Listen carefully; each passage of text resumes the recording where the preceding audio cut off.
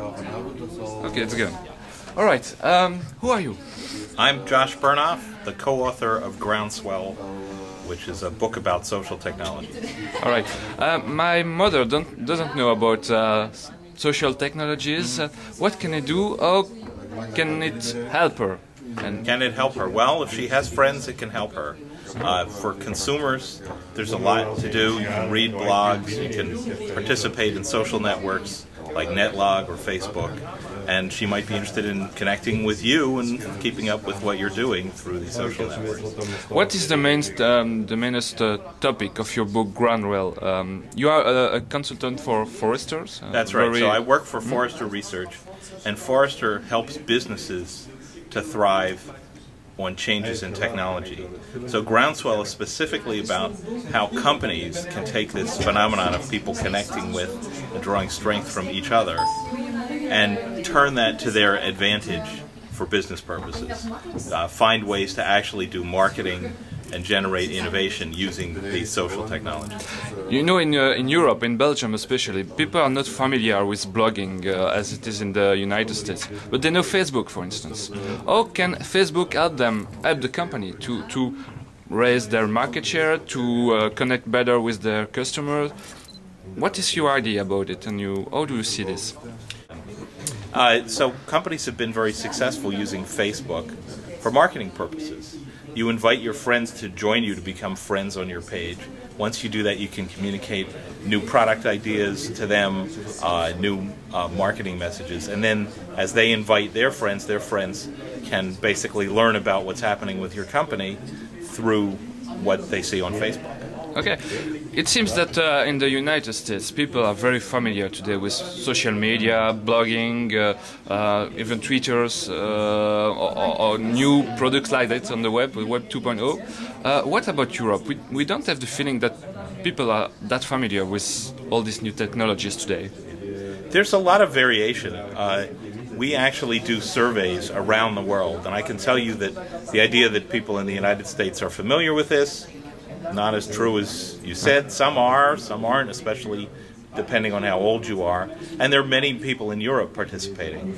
If people are interested in this, you can go to our website, which is groundswell.forrester.com. That's groundswell.forrester.com. Go to the website, and you'll be able to see we have data there from 10 countries around the world on the level of participation in these social technologies. What is a good example of what have been done, rather, with all this new technology, and which was very successful in terms also of marketing and sales? Yes. Well, we have many examples in the book, including some from Europe. One great example is a winery called Stormhook. It's in South Africa. And it's very hard to get people to pay attention to a new winery. There are thousands of new wineries every year. They used Facebook, blogs, and all these social technologies to invite people to try out their wine and then to write about their experiences with it. And this has enabled them to get 10 times as many sales in just a few years, basically by taking their own customers and communicating with them. And globally. This very inexpensive channel. Yeah, they started in Ireland and the UK, and it's now available in America and all around the world. How did they do that without being intrusive within the communities of all these people? Well, the key in all of these things is to connect with people who want to connect with you.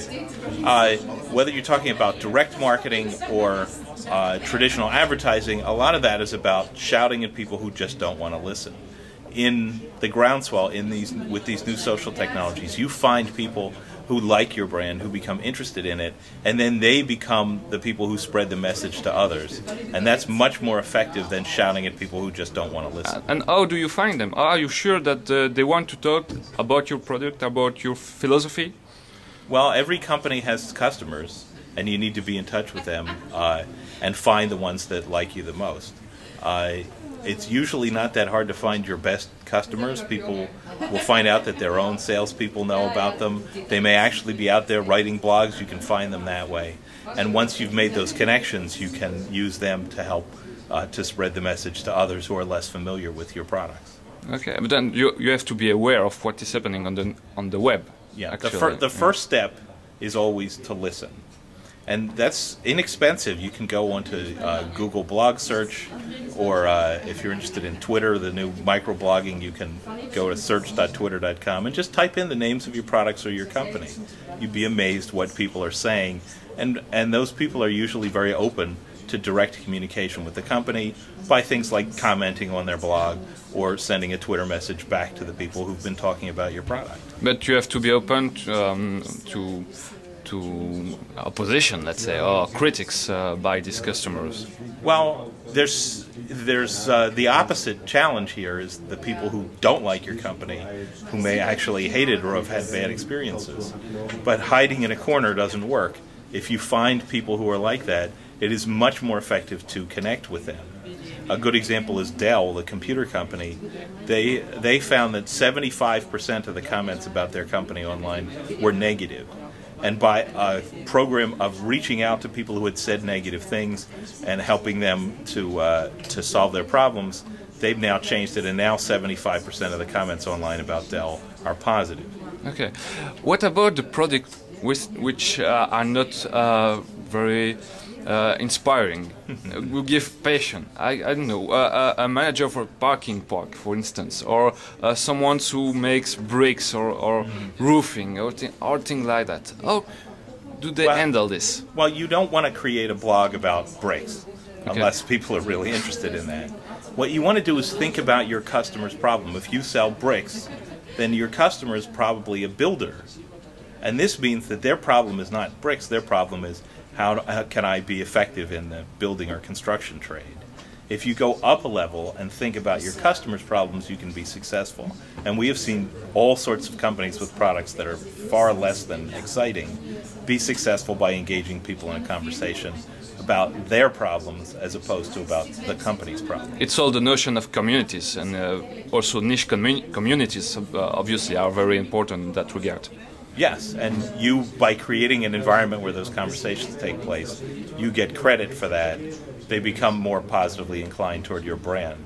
I mean, we saw this with Procter & Gamble, which is reaching out to young girls about, of all things, feminine care products. Now, no one wants to talk about that, but young girls naturally collect together in communities, and by creating a community like that, they were able to find that effort was 4 times as effective as advertising per dollar spent in helping people to sample their products. Okay, last question. Is there a country in Europe who does it terrifically in terms of all you are saying about? There's not a country in the world where these things are spread universally. Probably the most active countries are countries like Korea and Japan. There's more blogging in China than there is anywhere else from our surveys. If you look in Europe, I would say that in the UK people are more active than they are in the other countries, but really Europe as a whole, it's very variable country by country. And if you have a look at the data on that website I mentioned, you'll be able to see exactly how this varies throughout all the countries in Europe and in Asia and North America. The very last question. Have you seen an example here in Belgium which is inspiring, or say, okay, they have a step ahead of the other companies, let's say, even in Belgium? I'm afraid I've not seen any Belgian examples. If anyone wants to send me one, I'm at jbernoff@forrester.com. Thank you very much, Josh. Okay, thanks. Bye-bye. Bye-bye.